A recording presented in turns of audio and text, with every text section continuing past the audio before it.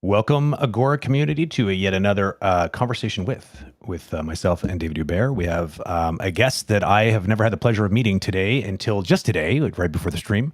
And it's I'm not going to do an intro. I'm going to let David do it because he has a professional relationship with this fine individual. His name is Leo Sanchez.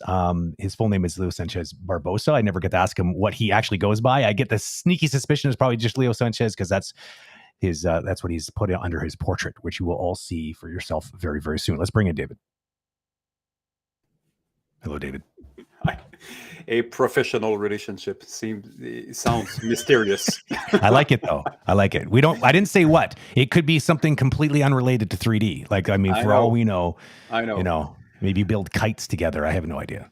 Yeah, actually, I met Leo. We had some common friends a while back. He started. I mean, he's been in the industry. He's as old as we are. So he started in the industry early 2000. Worked in London for a couple of years. Moved to LA where he worked at Disney. So Bolt and Tangled. Actually, when I met him, I think he was working on Tangled. And yeah, so we had common friends. A couple of years after he came to DreamWorks, worked on Dragon 2, and after that he started his own studio, which is working really well today. And I mean, working on a ton of other projects that hopefully we'll have time to discuss about today. So very exciting. Very much looking forward to this stream, and again in our series of Let's Have Non-Animators guest. So here we go. Yeah, that's what I was going to say. That's what I'm excited. I like it when we freshen things up a little bit and bring in people that are on the peripheral. I mean, like obviously, very like it's a specialty that is so closely related to animation because obviously the first step is to kind of create this form. Then an animator is going to have to move around. So I'm very interested to hear all his thoughts on that. So let's bring him in. Here he comes. Hold on, do I have? I wonder if I can get it right.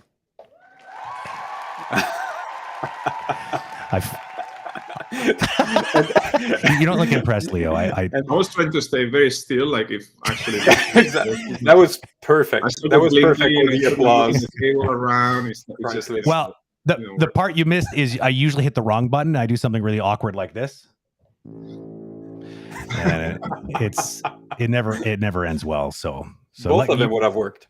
It would have. Welcome to the stream. Hello, thank you for having me. Pleasure.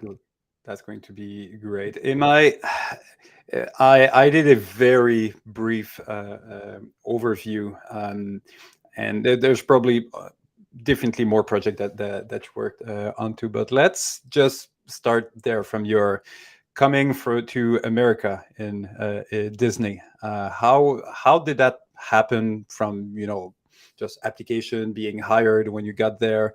Did you had a little bit of the imposter syndrome when you got there, and how all this part fall into play? How did I get to the US as the beginning? Mm-hmm. Well, I was in London. One of the things you say, 2 years in London. I actually spent 6 years in London. That's why it was a big chunk of time in the beginning of my career. Mm-hmm.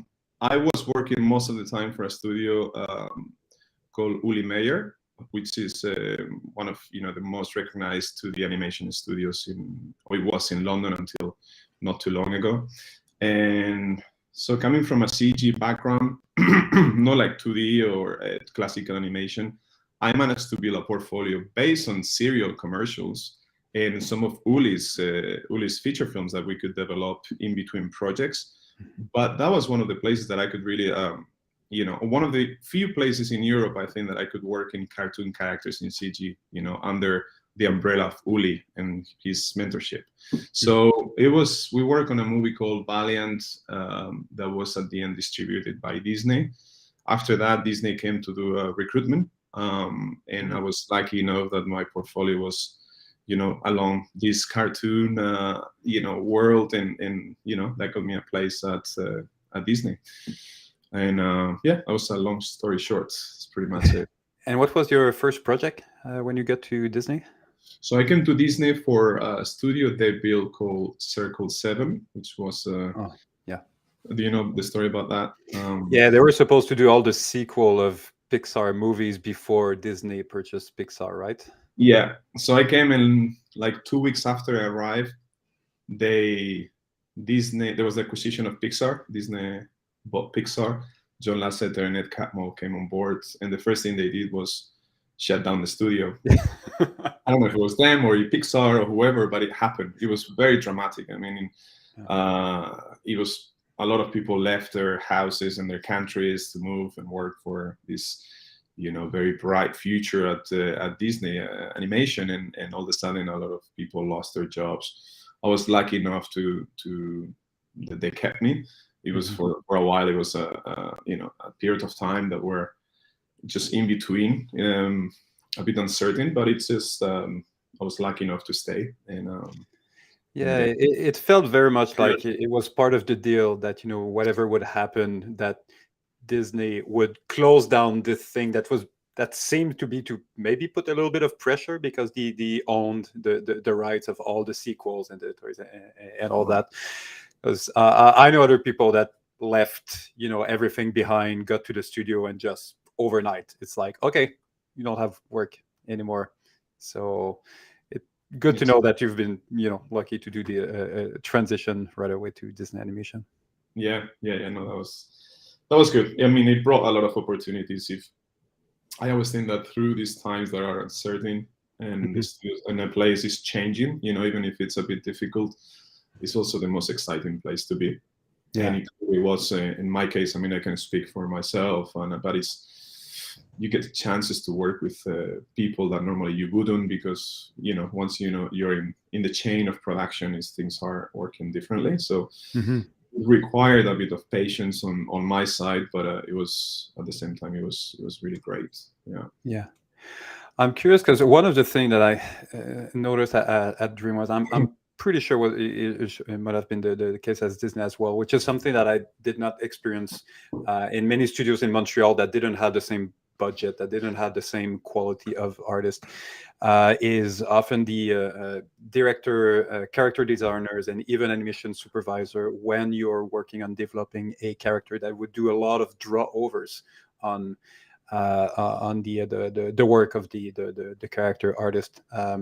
Is that something that you experienced yourself when you started to work at Disney? I was coming with that as I can express it.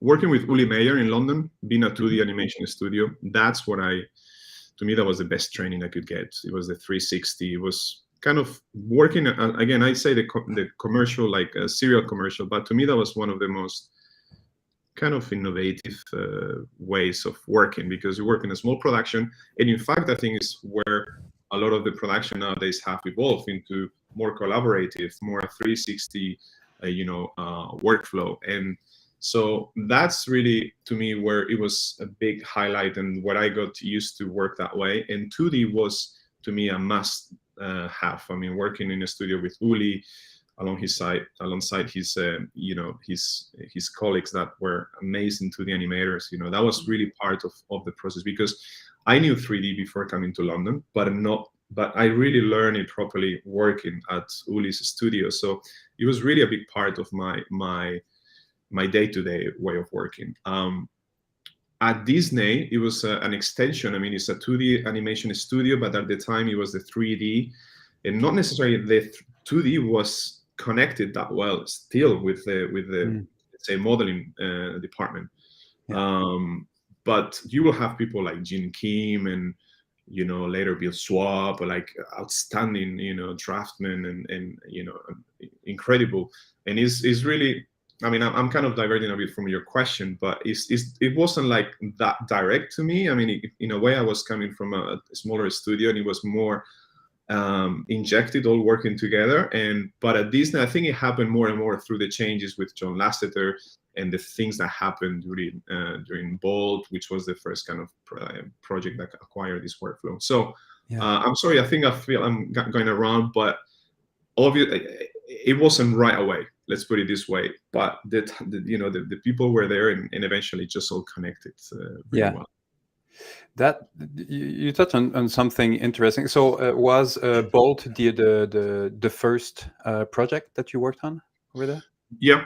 I was working on. They put me first on special projects because they had these things that they were.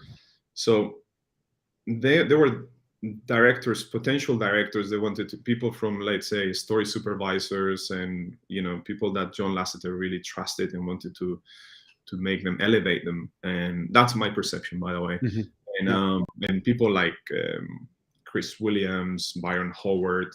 So they started developing short films, and mm-hmm. those were part of the special projects.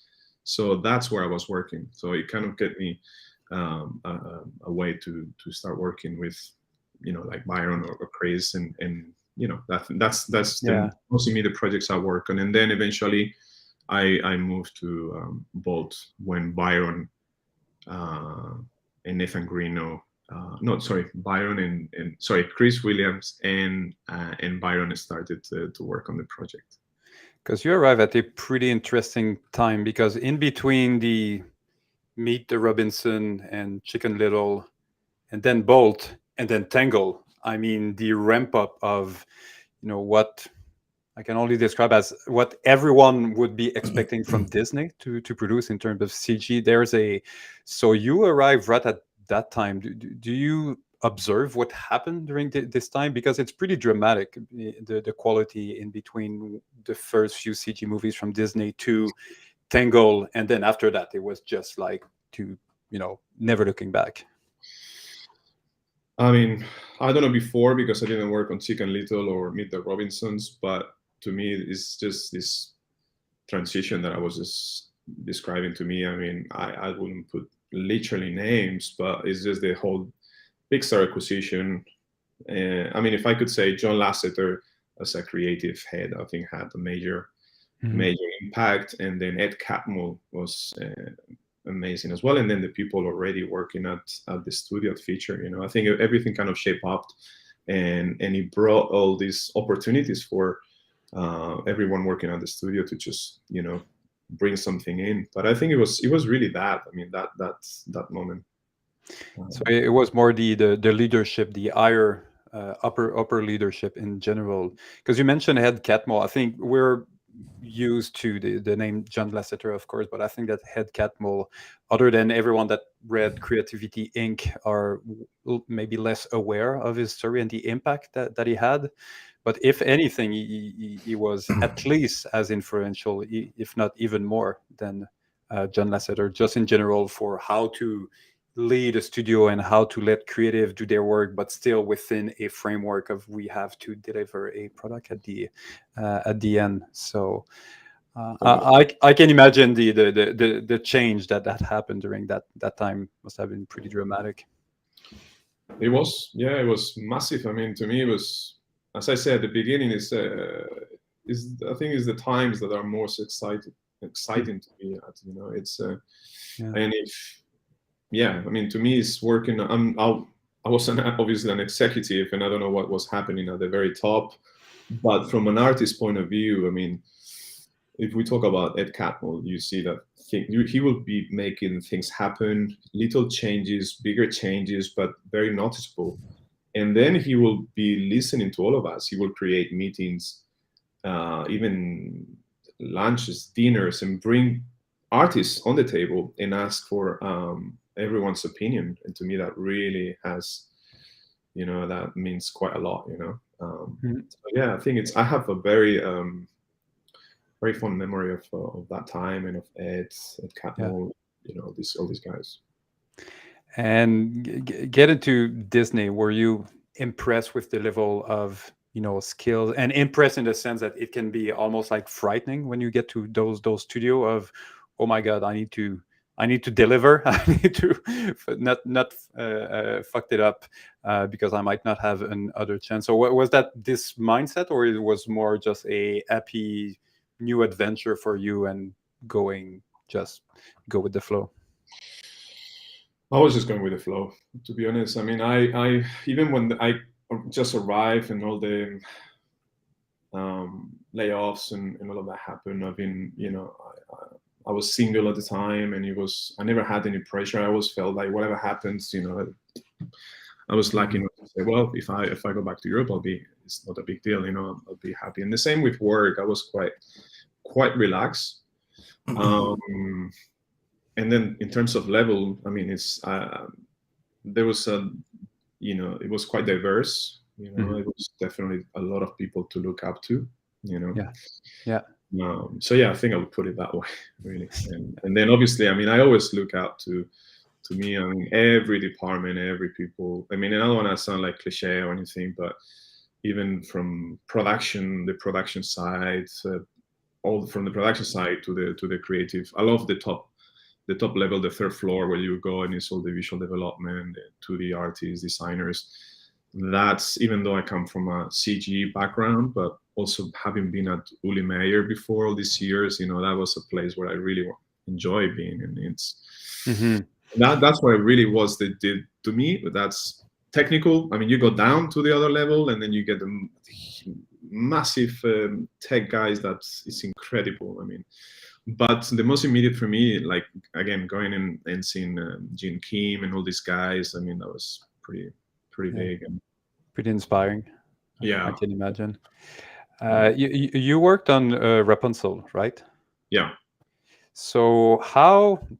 Because at this point, I mean, there's probably artists that have been at Disney for 10, 15 years at that point.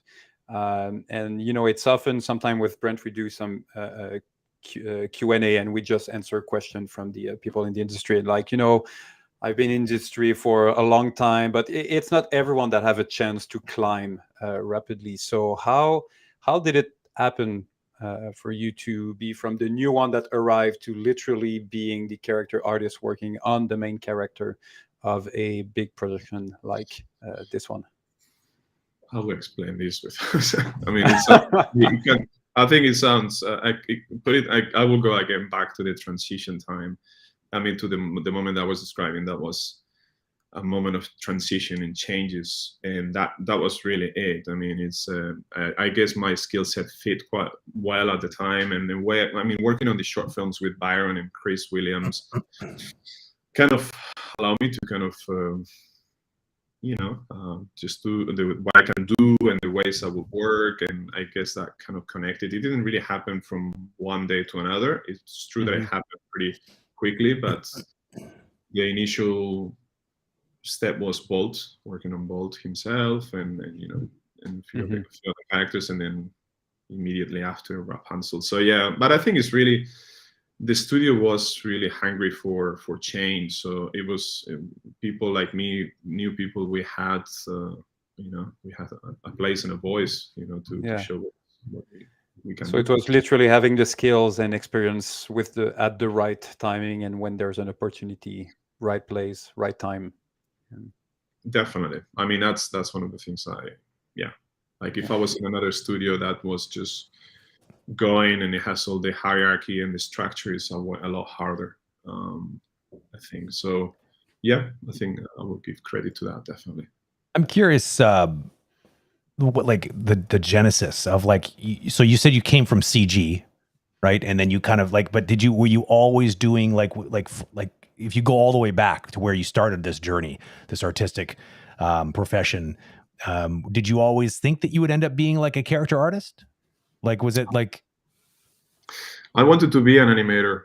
That was my big goal, but it's funny being at Uli Meyer, and then you see these guys that are 2D. A good friend of mine, Daniel Martin Peixe, he's at Disney. Well, he just left Disney actually. He was coming from a 2D background, and he quickly learned 3D. And on my side, I was, doing all the character creation. I mean, at the beginning, you do everything, and I was even animating at the very beginning. And then you see these guys, they're like, "Geez, they have the 2D, they draw, sketch the poses before they do they do their thing." And I kind of It's not that I quit that idea, but naturally I kind of went more. I enjoy a lot working on models combined with rigging, and then, I saw that much more of a path. And naturally also these other guys were like Dan were animating. So, yeah, initially I wanted to be a 3D animator, but I just landed on the other side. And, do you feel like, so, because I mean, I find that really fascinating and not surprising, considering kind of what I said at the beginning of the stream, this idea that we're all kind of, all these artists, there's many specialties that come together to create a character. Like, I mean, the character artists have to do it, the concept artists have to do it. There's the voices that are going to voice, like there's so many people that contribute to it. And like, if you came from the sort of the 3D, the character animation angle, and then just decided to pivot, what do you think that you brought? What do you bring with you to this type of job that you feel like you're kind of borrowing from the 3D animator that lives inside your head?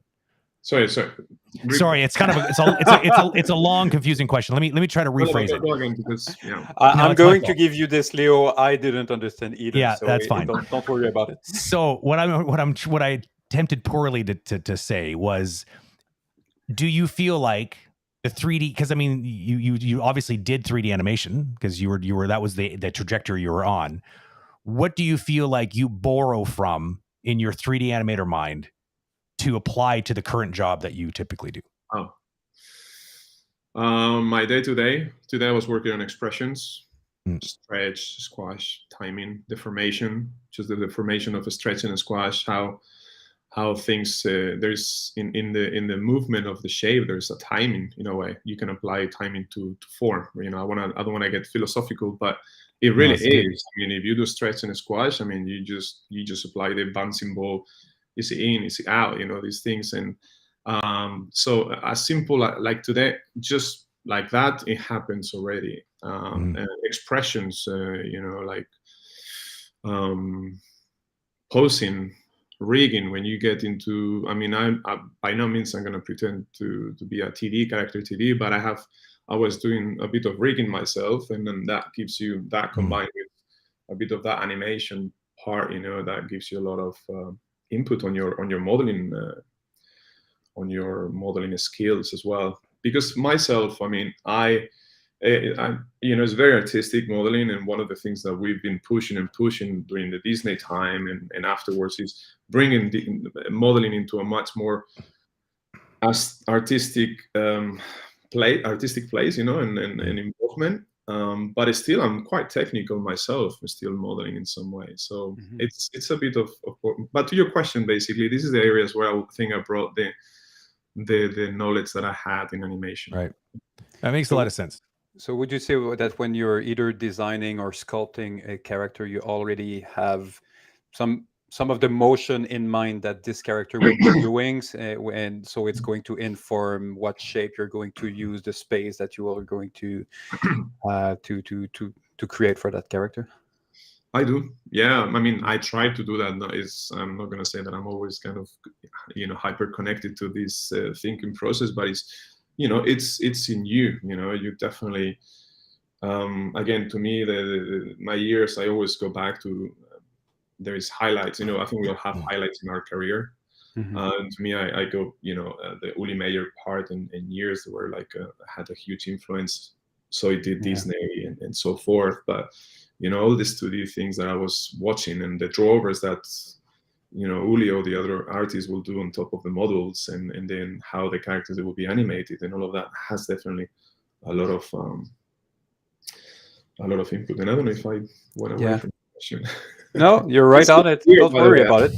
It's by the way, it's late here. It's 9:30 p.m. So that's like David's bedtime. Oh man, exactly. He'd be a mess. You're doing pretty good. I'm good. Put myself back on the charger at that hour. Well, full disclosure, I think the reason I asked that question before is because I've noticed a trend with regards to riggers and character modelers and other people who support essentially the realization of an actual character that will be at some point animated. And I really find that the ones who do have an animation background are always able to do a lot better, usually, not always. And I think it has a lot to do with the fact that they're envisioning this thing moving around. I feel like there's modelers that are a little bit guilty, unfortunately, of modeling something like it's going to be a statue. I've worked with a lot of these types of modelers in the past, and it drives me bananas because you'll try to explain these basic concepts like deformation and interpenetration. Like my favorite are people that like to model like our character with armor, and the armor that makes no sense. They're never ever gonna like actually function. There's like no design or no sort of what's the word I'm looking for? Like industrial design to the actual mechanics of how that would move. So I feel like animators like always think in motion. And so I would imagine that you're gifted in many ways by having that background. It's probably helping you. I will hope so. I mean, one thing that I can tell you is that because of animation, but also a bit of, the rigging that I did, texturing, surfacing, everything, and working at Uli Meyer, working on serial commercials, which again, I'm so proud to have done that. It gave me the idea of everything we do. I want to see it in context. So my workflow has really, work around that. And even at my studio, that's something that we keep pushing for is everything has to be, we want to see the model as early on post or animated. We want to see the models as quickly as possible rigged. We want to see them with surfacing. We want to see them with lighting. So in a way, this is all this animation, the 360 that I was doing on my early days is really applying on my day-to-day. But since I arrived at Disney, since I continue working for the studios or even as a freelance or studio owner, that's really it. I mean, that's to me is the core of our DNA, is having all the different departments really inputting their part on this process. Yeah, like iterating on each other's work, not just assuming that the job's done and setting it off. It's like checking their work and validating it by seeing it in motion or seeing it lit and rendered. Yeah, that's got to be part of the secret sauce for sure. That makes a lot of sense. Yeah, we invest a lot of time, effort to create tools and things like that, but also time in iterating. But it's just crucial. It's for us. We do posing very early, and we go through sometimes a bit of a pain to tweak the model so early on in that pose. But we have to see it like that. I just don't want to work in static T-pose characters. So, but at the same time, we rely a lot, and I'm going off the question, but at the same time, we really rely on the posing and the rigging. So we preserve that technical thing that allows us to still keep it 360. So we try not to go to break the chain of production in a way. I think I'm getting.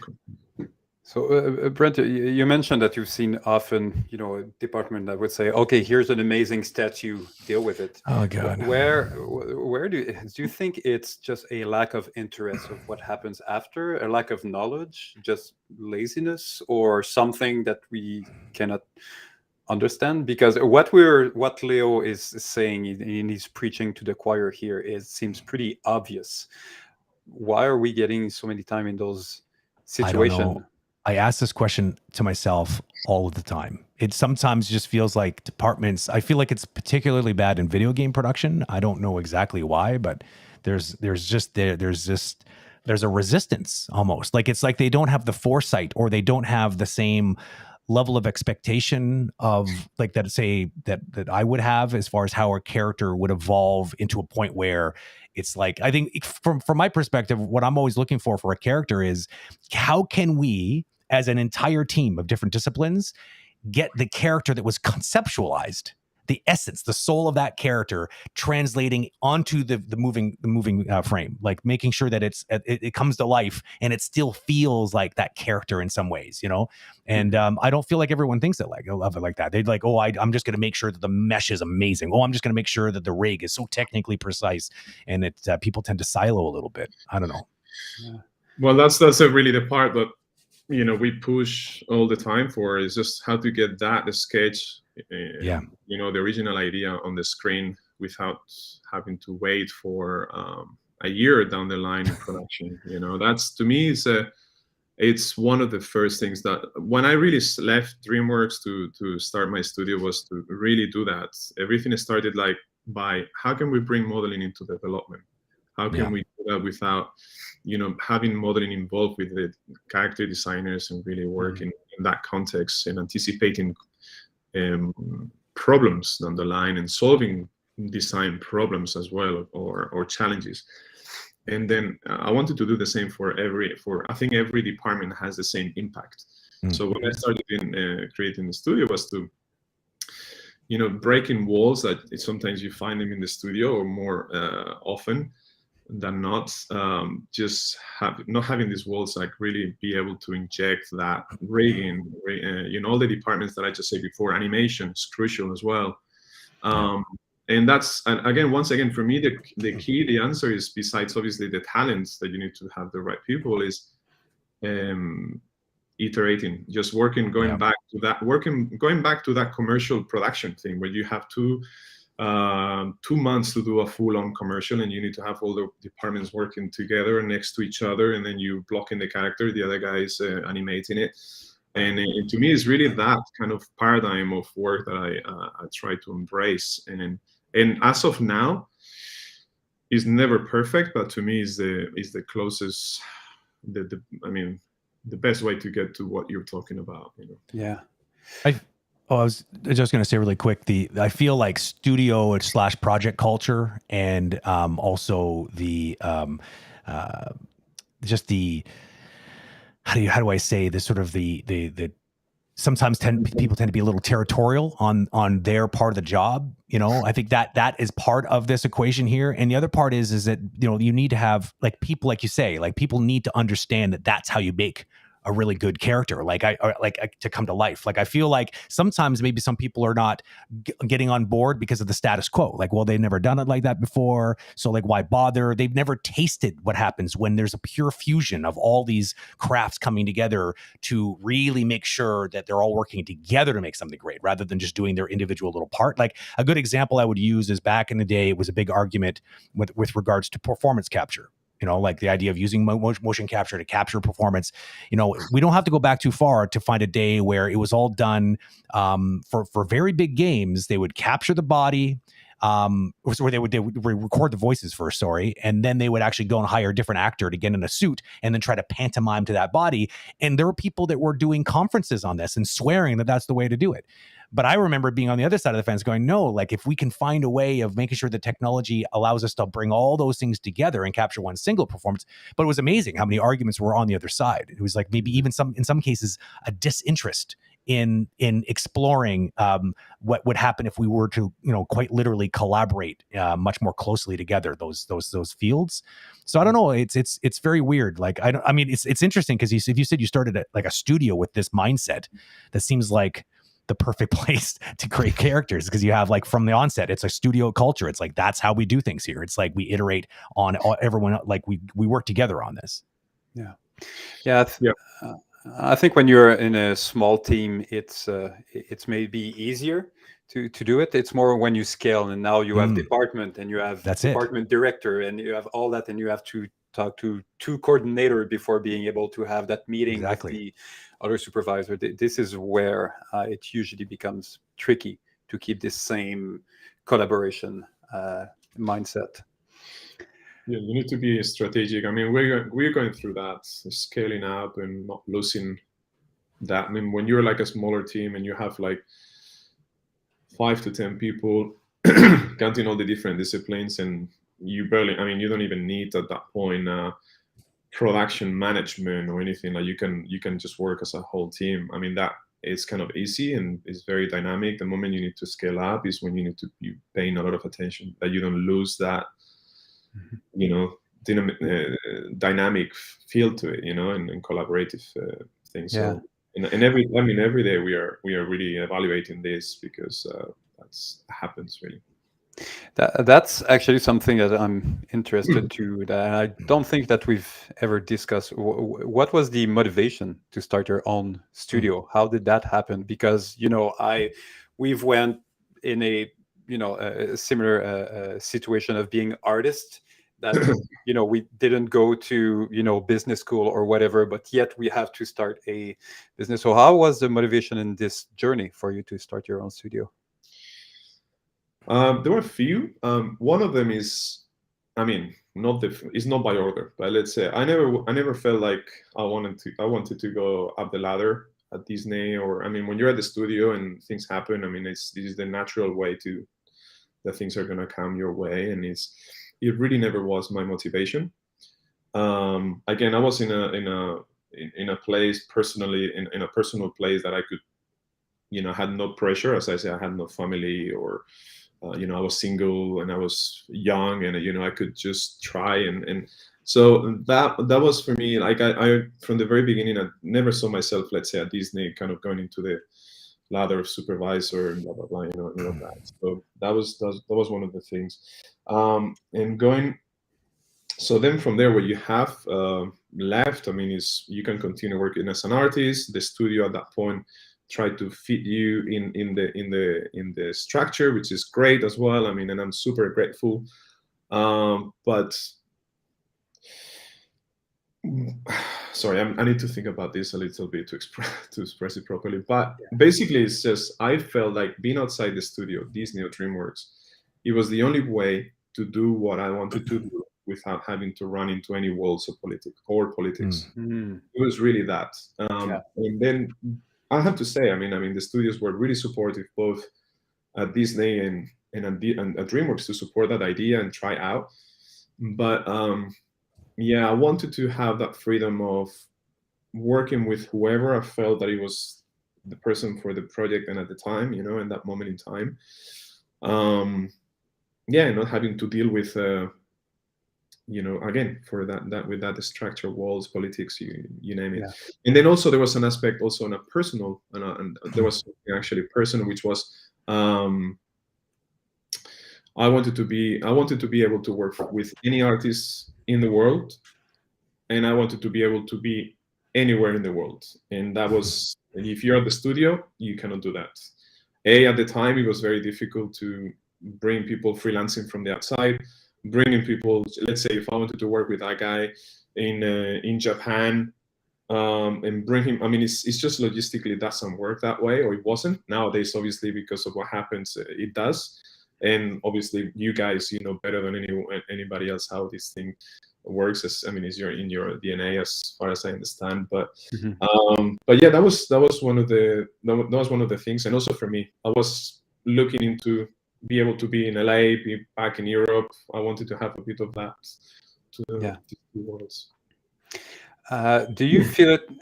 Because I mean, it's literally your name that is in the studio title. So do you feel that it's a problem that studio will reach out to your studio, but they really want to be working with you, but at some point you cannot do it all, so you have to delegate. So how is this part of still being the the image of the studio, the spokesperson, maybe the contact point, but convince studio that I will provide the quality that you're expecting, but I won't be the one that is able to do it?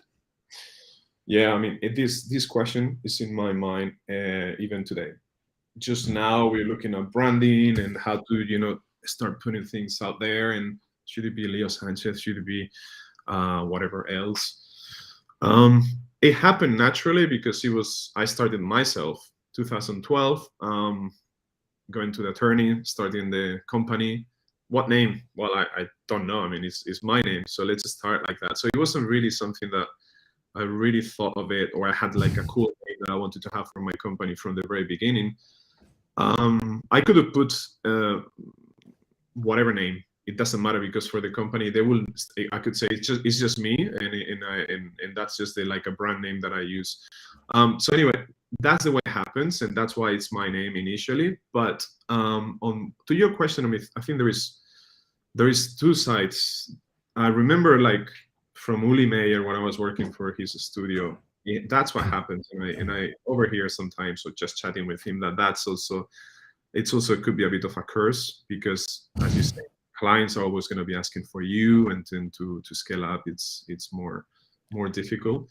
But it's the nature of my studio. I mean, we started small, and it's been just growing, and it's really at the beginning no matter what they were going to ask for me. I mean, it's just it took a bit of a transition. It's not that I went from day one just being myself to being the whole team. I mean, it took time. It took time to let people know how we work, how many people we work, and it's not like just day one I went and start my studio and we were like, hey, we are a crew of people, we're gonna be taking work from all these studios.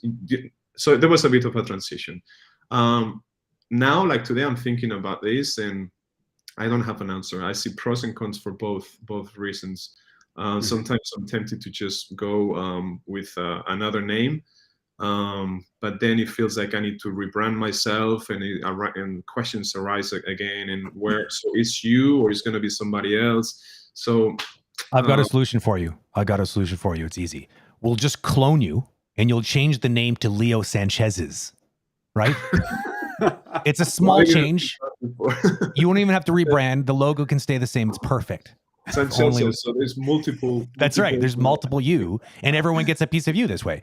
What, in all seriousness, I mean, there's other groups have done that. I mean, look at Phil Tippett is one of many examples that they've run into the same kind of problem. And I think that what they needed to figure out is a way of, at least at the beginning, now I feel like he's more just a figurehead, but at the beginning he was really involved in all the productions in some way. Like there was he had supervision, like he was the quality control, like they knew by sending it, anyone knew that a client knew sending it to Phil Tippett Studios, it would be like, they knew that it was going to be under his supervision and they could trust it because he wasn't going to let anything out that wasn't like Phil Tippett approved, Yeah, no, it's absolutely. I mean, and I see a lot of, I think it works for I've seen both ways working, really. Yeah. And the reality is I work, I'm all the time involved. I have, through that, you have meetings with clients. I'm the face for it. But at the same time, I'm touching every project. So it's not that it's because it's a demand from the client. It's just because it's naturally up to today, still the process is like that. Mm-hmm. We managed to delegate, which is what everyone's saying is very true. Delegation is always the hardest, right? But and that's how you kind of scale in a way. But I'm still hands-on on everything. So I don't know. Maybe down the line we will find, if things go, the way they are. Maybe we will come to a point where we will have to just rethink the whole structure and just have create a brand. And I don't know, to be honest, you guys Yeah. tell you Well, the guys. difficulty is that you can keep the same name, but it needs to represent almost like a brand or an idea of, okay, that's the quality level that we can expect, but we might be working with the different people. For you, how much work was it to create your own studio and to run your own studio, maybe compared to what you thought it would be? It was gradual, but yeah, it was more work than I thought. It was just because you start taking on more jobs than, I mean, in my case, it's not, because probably different to you guys, and I like to hear your side of the story, if you don't mind. But it's not that we needed to jump and right on creating a full-on pipeline and something technical and create like a huge corporation and seats and desk and all of that. No, I mean, that wasn't the issue. That happened. That's been happening naturally and through the years. Like things like, for example, the pipeline or legal and all of that. So, but it was still. It's been that cliche of like, well, the first 10 years are going to be super hard and then you'll find your way. It's been a lot of work for good reasons, maybe because it's been a lot of demands, but yeah, it's just, I don't know if that happens to you in that way, but you get offered the job that is an interesting project, and then you get the side projects that there like windows that open that you want to jump on because you don't know where that's going to lead. And it's just like, for example, we work for Oculus Studio, and that was an opportunity that opened up. VR, what is that? And that was back in 2014, I think. You just jump on that because you don't want to, it's curiosity and what could that become. So a lot of things like that will arise and you jump on them, but that also it's a bit of a trap because it's a lot of work, and it's so that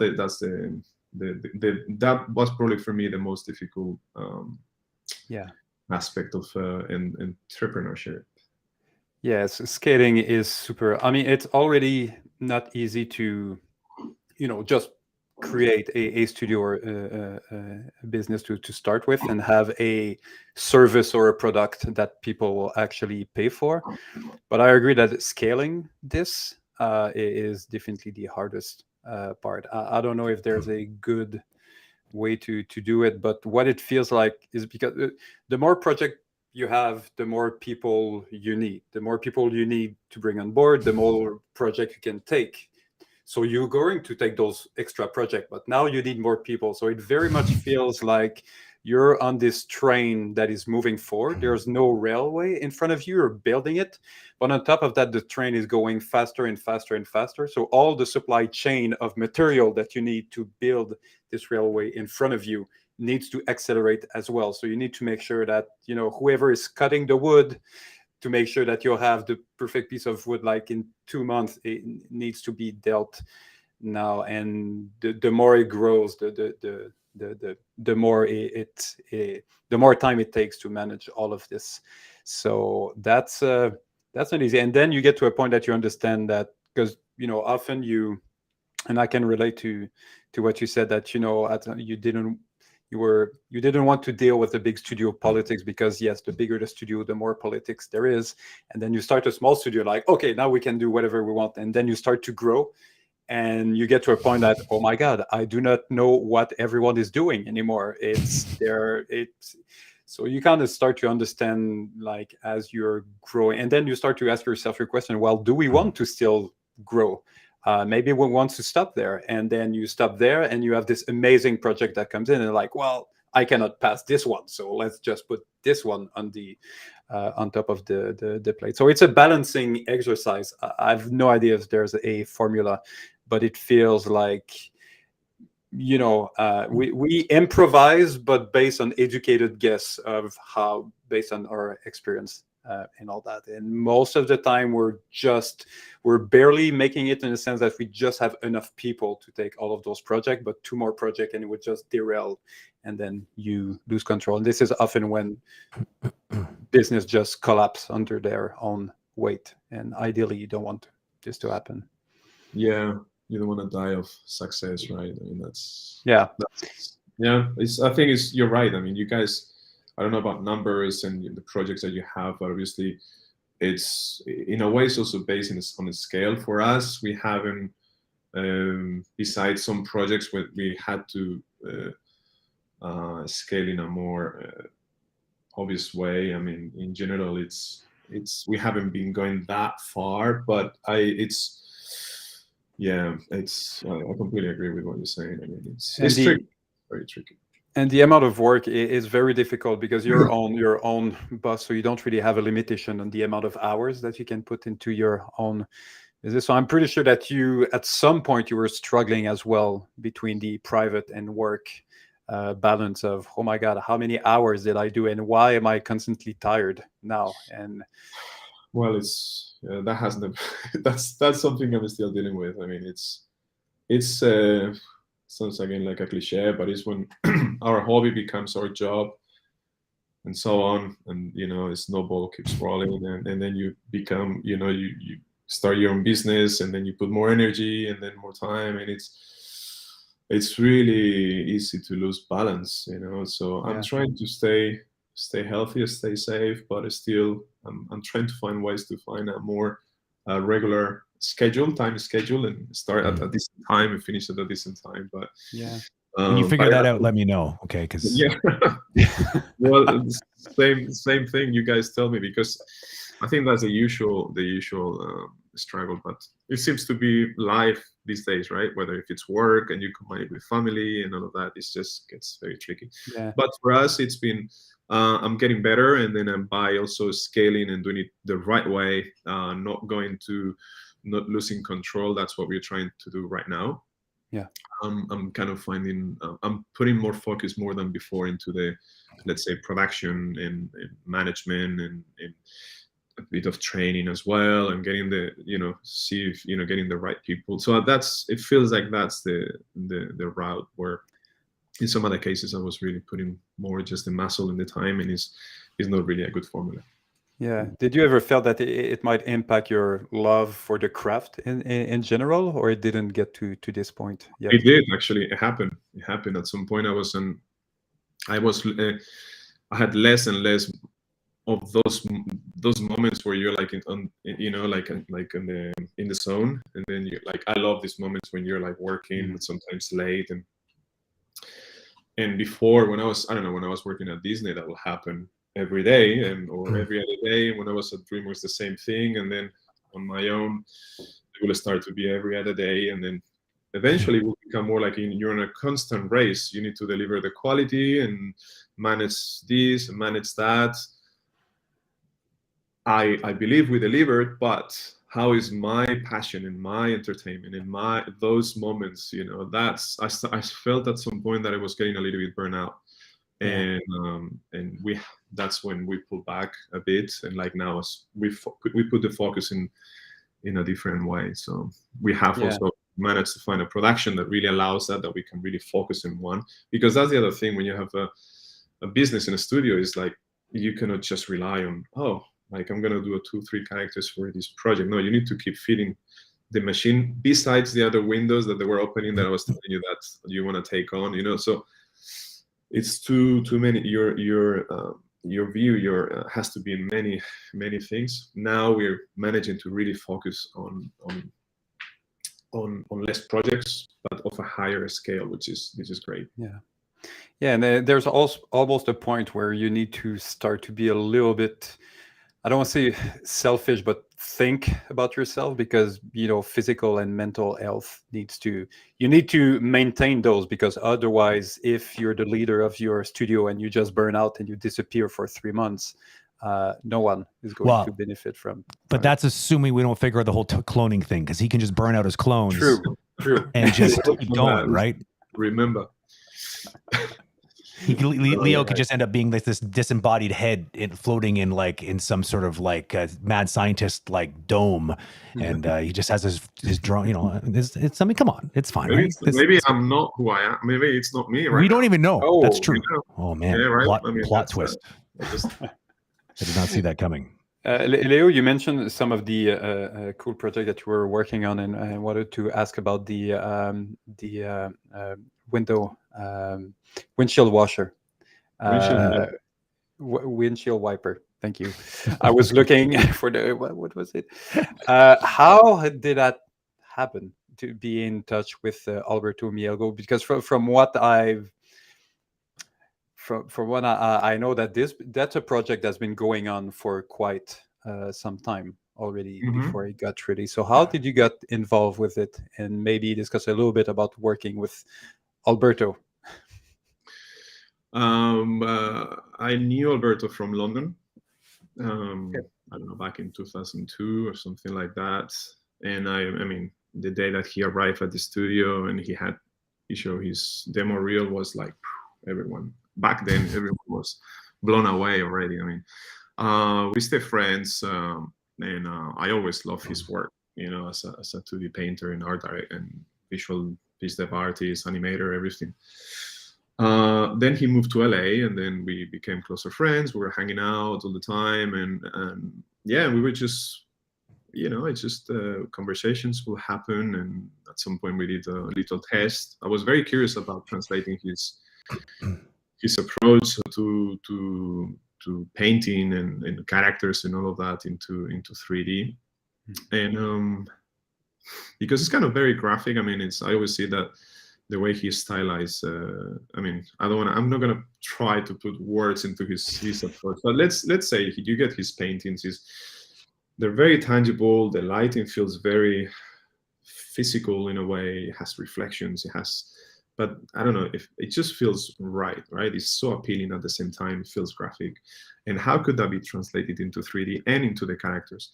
So just one day over brunch, he told me he had this. Well, I already knew that he had that short film that he was producing with a bigger company, and he was fulfilled. Let's put it this way at the time. So I had my team already. I mean, because that's one of the things for the development to develop the characters the way I wanted to do, or we do. You need, let's say, the least. You need a rigger. You need a modeler, texture artist, lighting, blah blah blah. So once you realize that you can do a bit of production at the same time. So so I just offer him to, I could bring my team, and then our expertise, especially in characters, because there were a lot of characters, and then also starting the CG kind of workflow and pipelining, especially in the front end. And that's the way I started.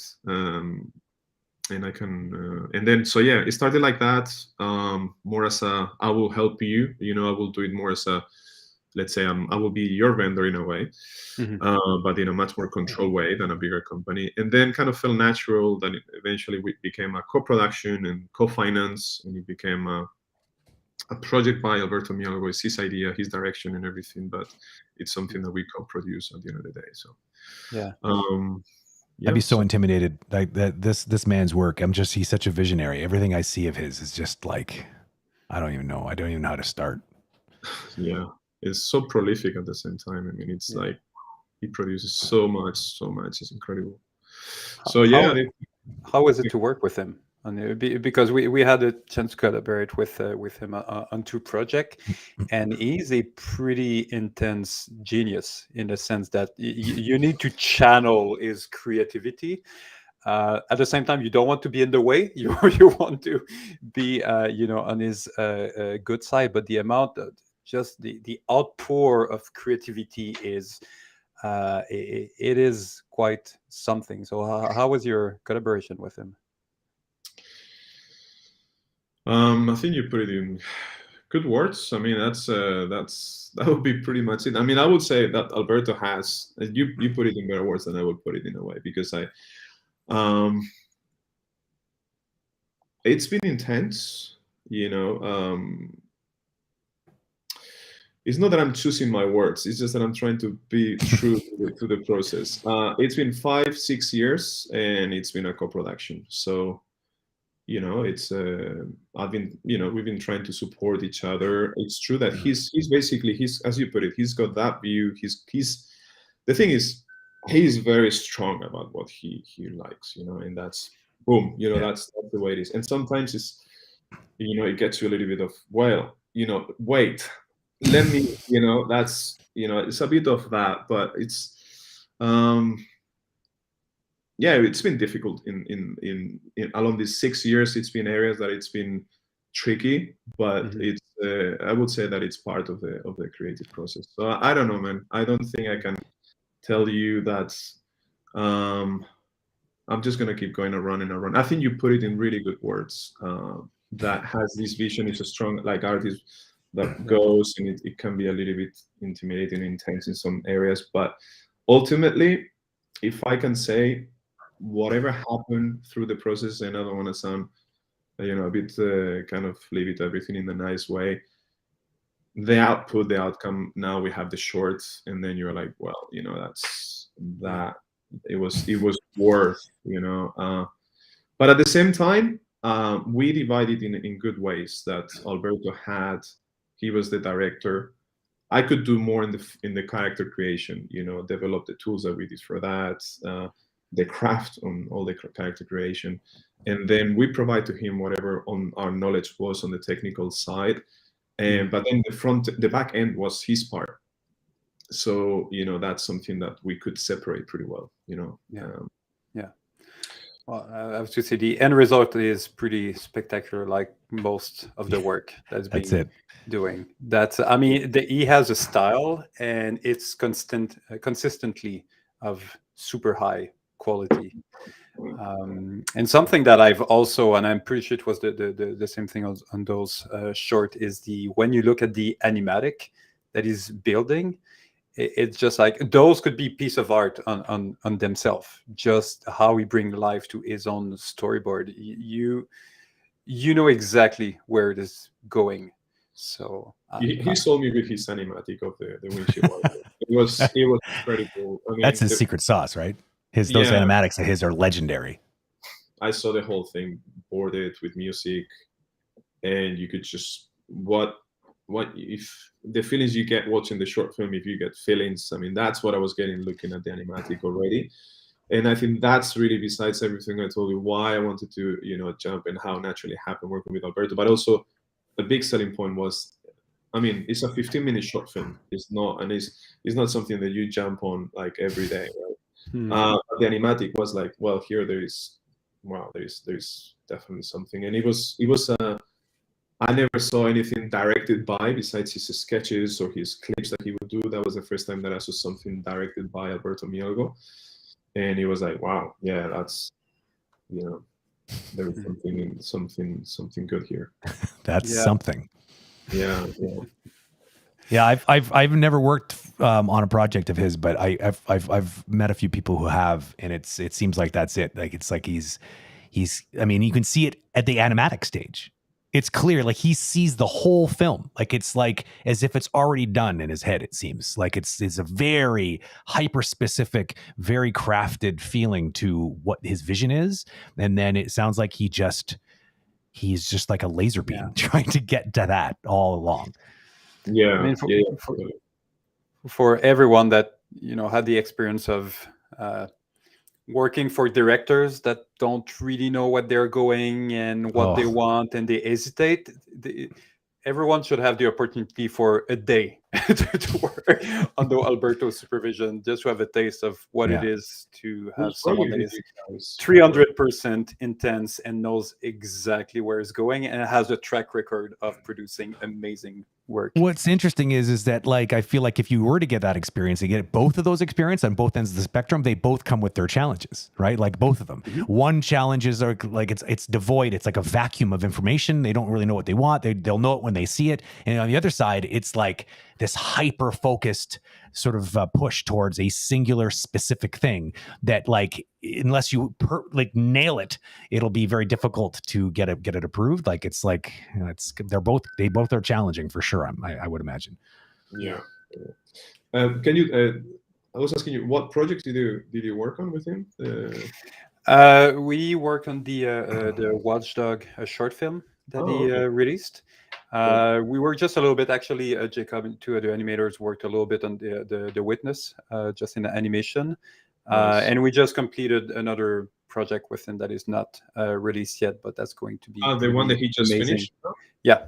Oh, I hear that. So this one, I cannot wait. Even myself, I just saw, in terms of final rendering, I just saw a few shots, but just those few shots, I was like, holy shit, that's a new, another Yeah. another Whole other level. version of what he's able to do. Let's just put it That's- this way. It's in the same style, but it's just in a complete different creative direction. While people are still trying to struggle to reach the previous bar that he set, he's now, of course, creating a whole other one to completely depress everybody in the industry. Thank you for that, Alberto.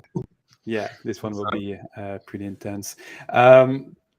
Leo, it's hard to not touch at what the the impact of the pandemic had on a entrepreneur like you, someone that has a studio, that has a physical studio, and then we're all working in remote. How was the last 2 years for you, and how did it impacted your studio? It didn't really impact in a big way, because from the very beginning we thought of this as a remote way of working. And as you know, we had a studio in Barcelona for a time. The reality is it was for a project, and then during the pandemic was kind of the trigger to just realize that still like workflow is really offsite, really, and remote. Mm-hmm. So besides that, I mean, everything has been. I mean, there was a moment in time that personal things, it was tough during that time, and we took a bit of a break. Besides that, it's been okay. Everyone has been, because we work remotely, so it's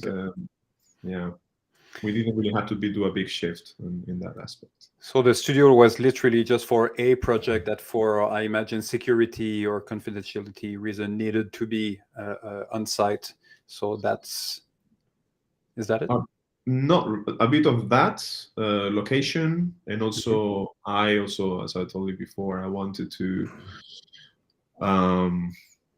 It's funny because, I mean, just to the way it's been, I thought of this studio was like remote, but at some point you romanticize about having the little atelier, the little boutique. So you get a project, you need to put together a team that also has to be together, and also you put that ingredient of being in Europe and having the team together, and that's how it happened. But then after we got the pandemic, kind of put you in a place that, okay, you need to think about this. Is it really now to continue this in this trajectory? We never thought we were going to leave aside the remote way of working, because that's our DNA. But do we want to continue this other way? And then at that moment in time, it wasn't really working. If we have to, I mean, we have now the know-how to kind of build something again physically, and we could, but yeah. Do you think that's something that's going to happen, or it's not really on your mind at all, of eventually opening this little, like you said, little boutique studio? It could happen. I mean, conversations more and more happen. I mean, there's more work, and then interest on on doing bigger things and stuff like that. So it could happen, actually, yeah. But I will never. I like it to work in a way that you work in that. I mean, the way I see it is that you can have a place that is physically, you have people working there, but it's kind of, if possible, almost seamless, that the other people are connected outside as well. Have the best of being inside the studio, and then also have the best of other people living and working from the outside. So, and we will have to think about it for the version 2.0 of this. You said the word almost seamless. Wow, let me try that one more time. Almost seamless. What when you say almost, what are the barriers you think that you wouldn't be able to make fully seamless? Well, I mean, there are still things that I hate about working remotely, and it's just and I don't think that's going to be fixable for now until Tim Ferriss or one of these guys writes a book about how to work remotely and they're super efficient. But I think it's just going to be able to go and talk to your colleague next to you and then say, hey, I don't know, little things. Hey, what are you working on? Hey, show me. Hey, can you come here? Hey, let's go and have a coffee. Like the good things that you get working at the studio, that's what you don't get. You can still have Slack and the video conference and call each other, but it's never the same. Never. Yeah, I think for me, the almost part is that there's some stuff that is obviously better in person, like, just socializing, but, brainstorming and sometimes a meeting and we get used to Zoom meeting, but, there's always this little awkward, a little delay, and it's always one person that is. So when you're a group of people, it's way better in person. On the flip side, there's some stuff that is way better in remote. If you want to just put your headphone and work and be concentrated for 6 hours and not having any distraction, that's perfect from home. But the tough part is what you mentioned, Leo, this, impromptu or just, hey, come and look at, have a look at what I'm doing here, or just this water cooler conversation, or all those little. So it's not an official brainstorm. It's not an official lunch. It's not a cocktail party or a meeting, but there's no way that you can prepare for those. They just happen by accident if you are together in the same place, and they might also not happen at all. So I think those are those moments that are impossible to predict, but sometimes can have a huge impact on production that might fall in between if you have this kind of hybrid approach of sometime we're at the studio, sometime we're working from home. And mainly when we're at the studio, it's because we officially going to socialize and have all those brainstorming meeting and all that. Yeah, totally. I mean, it's just the little things like for example, bigger studios like Disney or DreamWorks, it's just having lunch, having a coffee. The things that you talk about, it's not that you talk about work all the time, but you talk about what's happening, the struggles. And I remember at Disney, something I used to love. It was just walk around, man. I was working. I will have to stay afterwards and work a bit longer, but just going into sneaking in animation dailies and see what animation is doing. Or the guy that that is grooming your character, just go down to their office and, hey, how is that looking? And these kind of things are just priceless. I used to love it. And it's not just going to the art department, as I was saying at the beginning of our conversation. It's just you don't get that unless you're really proactive and you're like, hey, can I call you and show me what you're doing? That's exactly. So there's like a rapport that you get just sort of that happens organically when you're in the space with other people. It's like it just happens because you can just walk down a hallway or it's true. It seems like it should be easy because it's like just a click away, but for some reason it feels artificial. It feels like it needs to be scheduled as opposed to just organic. That's the trick. I think it's going to change. I mean, as I said, books are going to be written or software is going to be created. It's going to get better and better, but I think getting closer. But it's. It does seem like Zuckerberg solved it because of Meta. So I guess we'll just live in the virtual world, and that'll solve everything, right? Right. There we go. What could possibly go wrong? We'll just never leave our house. Nothing. It's bulletproof. Yeah. Right. Hey, Brent, I didn't really look at the chat. Do we have some questions? We have a couple. Yeah, we should segue over to that so we don't leave people in the lurch. I have a question from earlier in the stream, but it already got answered. So it was a question specifically on how Leo, you got involved with Alberto and his windshield wiper project. So we've already covered that. We have another one here that's very specific to a workflow. Let me bring it up. right here. So the question's from Patar. He says, in your workflow, what's your interaction specifically with the rigger? Do you send a quick proxy model so they start building the rig? Does the character go back and forth between departments a lot before it's finalized? What kind of iterations happen? Like, we touched on this, but it sounds like he's sort of like looking for maybe like with like the standard procedure that you would typically see.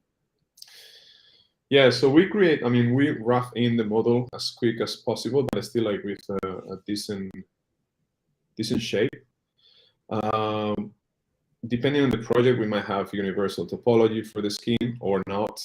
But the thing is, we just want something that works. We throw the rig and we put it to we do posing. We do poses right away.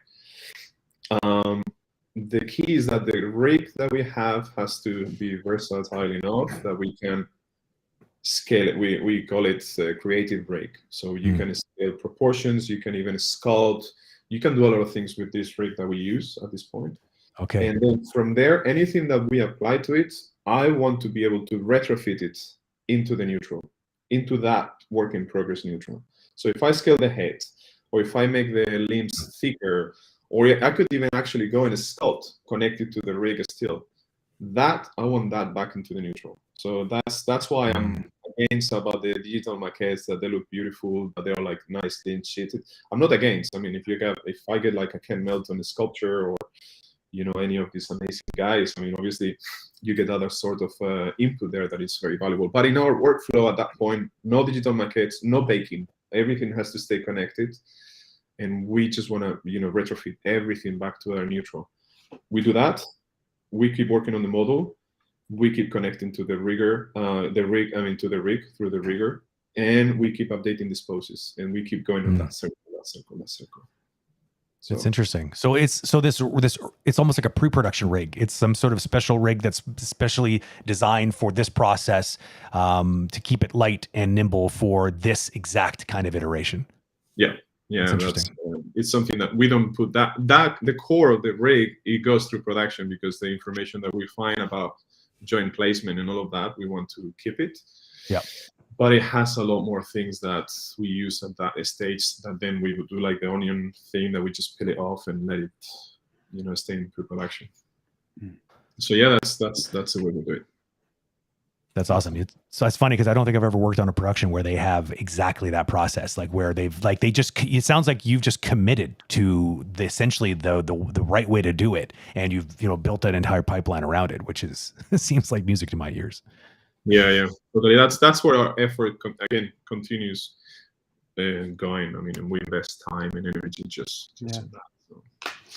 So do you feel that when you're working with studio, you have more of almost a creative partnership relationship than just a vendor of being told exactly what is needed? Is it part a little bit of the branding of the studio, that you hire us because of our skill, but our expertise as well with the entire workflow of creating characters?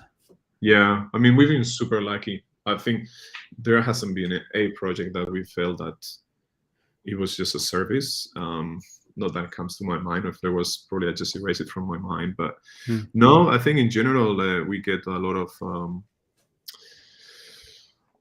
trust, because it comes initially from a creative design model, that eventually, or that was at the very beginning, it will go into, we do the process, and then they embrace this process. And nowadays, like on this movie that we're working on now, it's just from the very beginning, it's established we're going to work that way, and everyone is very supportive, to be honest. I don't know why it happens like that, but it's, and I don't know if it's because we are not literally a vendor that is going to make the movie. We are let's call it an entity before, and which we work, it's like we partner with our clients and their creative teams to make this package together. So it's that would be the. Yeah, I just remember you work with Pierre on his current feature. Did you? Yeah, we work. We just had him a couple of weeks ago. How was that collaboration? Did you work with Pierre directly, or you work more with character designers? Or So in this particular project, we did quite a bit more on the look development part, like the fur and then the rendering. Then we work on some poses of the characters, not so much on the modeling. Actually, it's one of the few projects that we haven't. Probably one of the projects that we've done that has been less involved about character sculpting and all of that. But yeah, we developed the clothing, the poses, expressions, and then the look depth. But funny enough, it's probably the project that I have worked less with Pierre directly. Pierre is super supportive with us. We work every project that I can work on with Pierre, that he's available and he's able to collaborate and help us out. Yeah. We always work together. I mean, I love Pierre. I mean, he's incredibly talented. Yeah. And yeah, so I mean, you know his work. But funny enough, in his project, he's directing, so it's he already has a lot of things to take care for. What would be the project that was the most fulfilling for you, or you were the happiest with since you started the? This question gave him a headache. Exactly. I see now. Oh, okay, scanning all of the project. I mean, because sometimes it's funny that not the ones that you're more proud of are not the easiest that you know, it's often like that. If it's too easy, it's not just recently. No, I could number, like, I mean, honestly, I don't want to sound like at DreamWorks we work in great projects with Pierre, for example, on the Larrikins, the Bilby that became the Bilby. That was a great project to work on. Angry Birds, the two movies. At first, Angry Birds was like the great opportunity for us to show this process and work with a vendor that will support our process. And just with them, the same company but the same producers and creative team, we just did Garfield. That was really. I don't know if you saw they just posted some images. So these renders, actually, that's some of the work we did. The output was something we were really proud of, but also the process working with them, that was really, really great. Yeah, man, it's so many. With Glenn Keane, I mean, we did Over the Moon. That was working with Glenn. It's always a highlight, just because creatively it's nice to work with Glenn and his team. But also a smaller project that was really challenging, that was really cool. Trash Track, Glenn and his son Max. So that was actually a huge challenge for us, because what started as the character development of the two main characters, the Track and the kids, which now is on Netflix, but they turned to be a pilot that we fully developed, like a 1-minute pilot. So that was really that was a highlight as well. Yeah, so that sort of projects, you know. I think Brent, we just had another question from. Basically, Pitar had another question. This time, it's essentially the opposite of what David asked. Did you have a project that was difficult? And I don't think he means like one that you didn't like working on, but one that, here's the question right here. Basically, one that was difficult, that you needed to kind of pull out all your big tricks to resolve.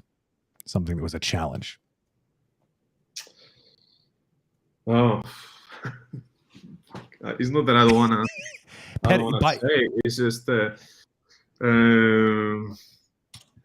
welcome to Petter's world, by the way. He's always the one with the difficult questions. Oh yeah. Okay. Yeah. Well, thank you. Yeah, it's his thing. I think it's just when it becomes a bit more. But I don't have a project that I would say specifically. But it's the kind of projects that they become more management orientated, process, which again, as I said before, we've been pretty lucky to work our way, our own way. But sounds like your process is designed to avoid these kind of conundrums in a way, right? Yeah. But honestly, it hasn't happened that much. And again, the windshield wiper, it's been a project that it's been difficult, because it's been challenging, very much.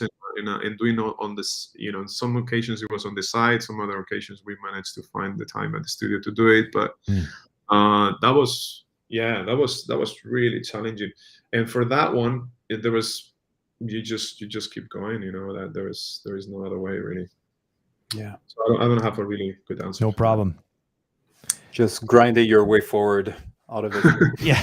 I mean, because we all know this is the what is the 20-80%, blah blah blah. The excitement at the beginning, but at some point you need to turn. I remind myself very often about the marathon thing that people also say this is not a sprint, this is a marathon.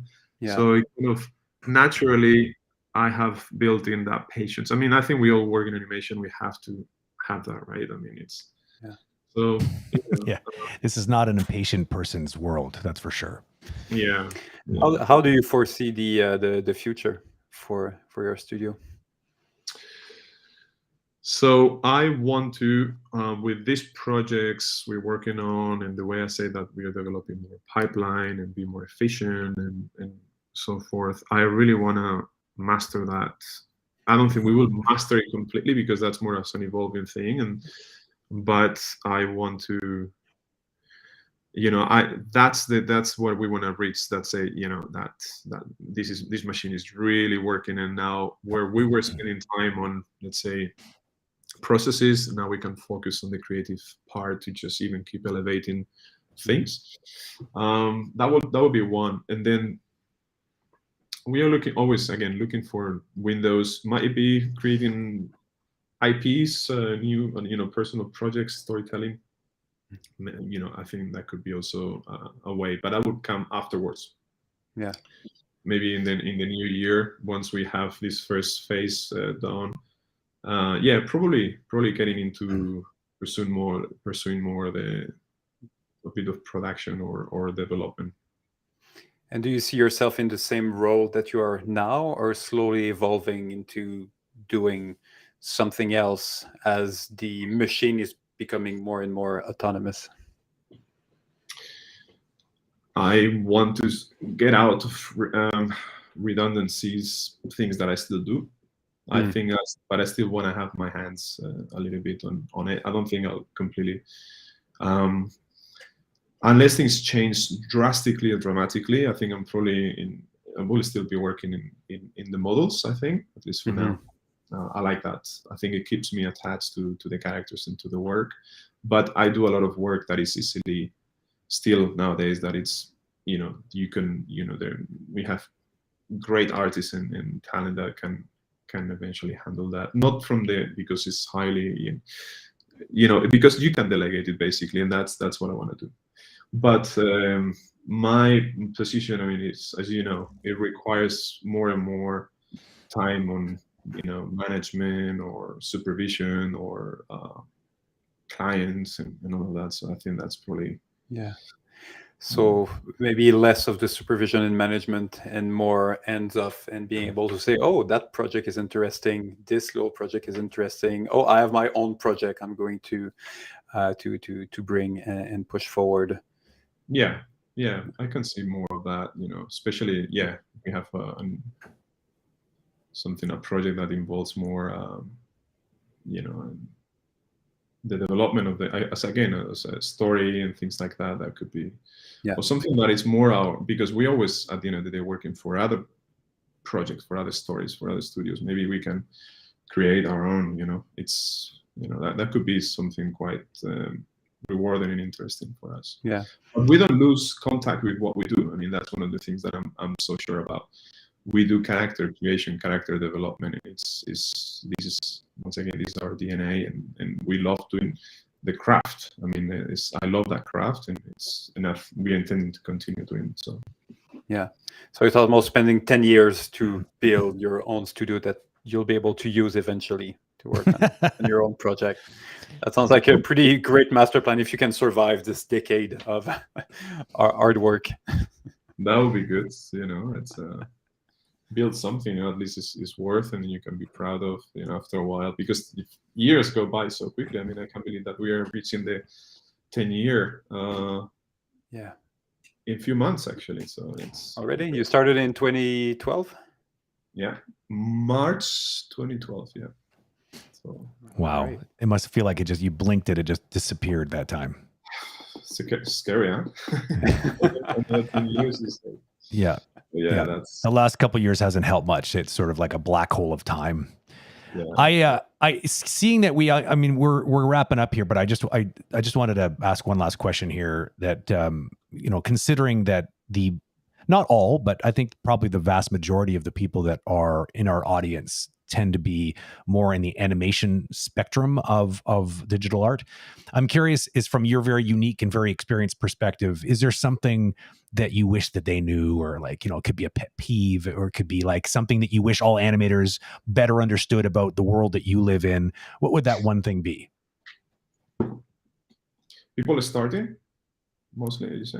Yeah, either people that are starting out in the industry, or like, like a good tip for them, because I'm always interested in like trying. This is why we have people like you on, is because I think it's really important that we expose artists to the different types of disciplines, because if we're expecting them at all to understand that they have to work together to make something great, that they kind of need to know a little bit about the other person's discipline and job. What are the difficult struggles they have to sort of face, so that maybe they can remove some of those struggles from your plate potentially.